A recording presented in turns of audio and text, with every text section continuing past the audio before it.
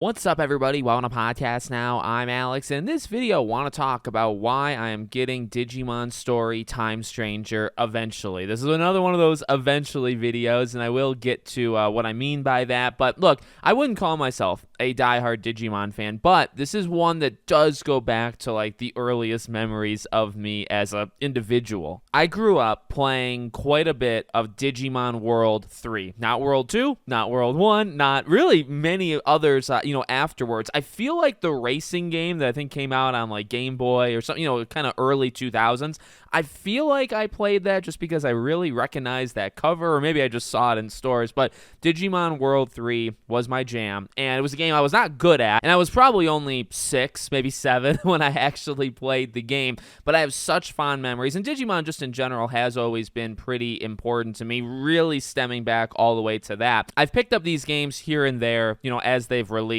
I got Digimon Survive. I actually have never played. I own it physically, but I've never actually played Digimon Survive. I would like to, but this game looks awesome. Okay, this is I think this is going to be a return to form. Digimon games I think have always been kind of up and down, and I think many people, at least from what I'm seeing, are very excited. But for me jumping in, I'm taking this really, if you've watched my other videos on like Trails and Final Fantasy Tactics, I would say those are two pretty good comparables. My knowledge is just not up to snuff with, and that's not to boost my ego, but I feel like I have pretty good knowledge of a good amount of games. But there's some weak spots out there, and games like Digimon and games like Final Fantasy Tactics, they fall in it. So I've been watching a lot of videos of other people playing it, other people talking about it. And look, it is a familiar thing. I think if you've played one Digimon game generally, I know there's kind of different branching, arcs of what Digimon games are, but I generally feel if you've played one, it shouldn't be too difficult. Obviously, some systems change and some things are kind of swapped from one game to another, but generally, I think I'll be, and I'm only talking, I guess, about myself, I will be okay. The game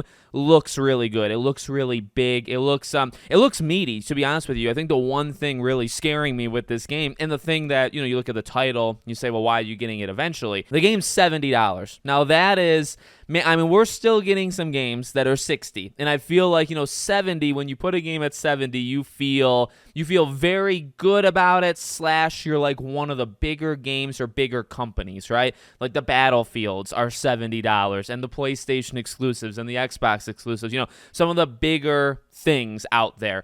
Digimon, is this big for Digimon? It is. I'm not going to argue it. Again, it looks really fun. It looks like there's a lot of meat to this. It feels like probably one of the most complete Digimon games we are ever going to get, and a return to form. You want all those things for the franchise as well. So maybe it's just the want and not necessarily what we're going to get. But from everything that I've seen, and I've not played the demo, I still haven't played it, and I kind of don't want to. I kind of just want to get the game, again, at some point down the line and just experience it from beginning to end. I did the same thing for Trails. Trails had that freaking 8-hour demo or whatever, which is insane. I say that in a good way. I actually really can respect these companies and these games because they're so big too. It's like, well, giving us a 5-hour demo, you're giving us a 5-hour thing out of a 90-hour thing. It's probably okay for both sides and just to kind of get people in. But I know I'll like it. That's the thing, is I know that I can be ready for it. I know that I'll like it. I know that this is really the game that I do want to dive into. And so in that way, similarly to what I've talked about in the past with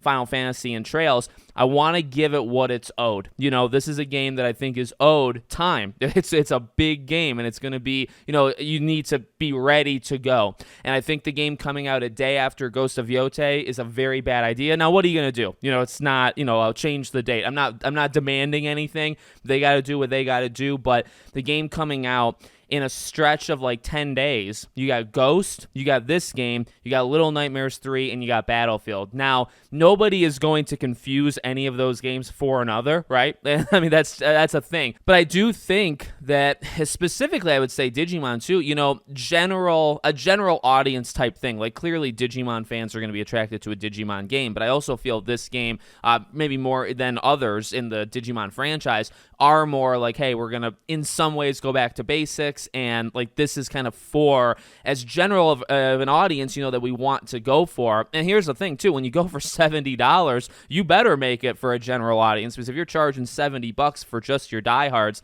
that doesn't really seem fair, you know, to like the people that are most into the franchise. So that is a big thing for me, and that is why I say eventually in the title, you know. And I want the game to do good. I want the franchise always, again, like it means a lot without me being like the most diehard Digimon fan, if that makes any sense. But I want the franchise to continue. I want it to have success. I think that's a really tough like 10-day stretch though, you know, and they're all different games, yeah, but Digimon I feel like is going to be the least supported from a general audience over those 4 games, and that's just 4 games. You got games like Final Fantasy Tactics that comes out September 30th. You got games like Silent Hill F, September 25th. Dying Light just came out. So you have a lot of games, and Digimon I just feel can kind of fall through the cracks. And then you price it at $70. I understand that they're going for it, and I understand this is a meaty game. And I think in the hours that you're going to get out of Digimon, it actually might be worth $70. But at least from my perspective, that's kind of my plan. I got other games to play,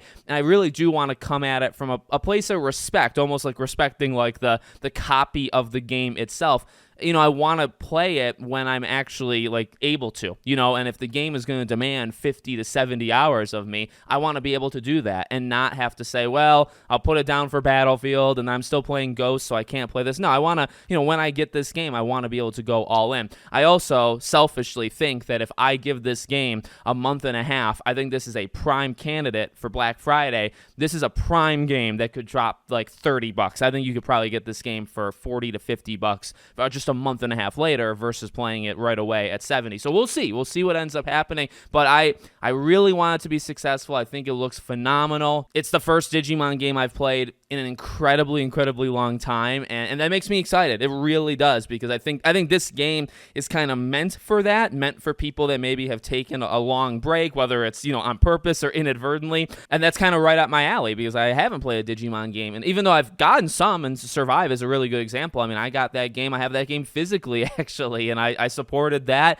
but I've never actually popped it in to the PlayStation to be able to play it. But I will support it. I will get Time Stranger maybe just a little bit later, and I'm really pumped for it, and I hope it does. Beyond anything else I've said, I really hope it does really well. And I just hope it's a awesome game, because I'm kind of, that's like the last thing, and the thing that I haven't even really talked about too much in this video. I'm assuming this game is going to be excellent. Like, that's kind of just, it feels, I have a good feeling about it. I've watched other people that have said some really, people that are in that world, you know, the Digimon world, people that I trust, you know, to give me opinions on that stuff. I really think it's going to be good, and of course, you know, I want it to be good and all that jazz. So let me know what you guys think in the comments. Make sure, as always, you're subscribed to the channel, bell icon turned on, and I hope to see you all on the next one.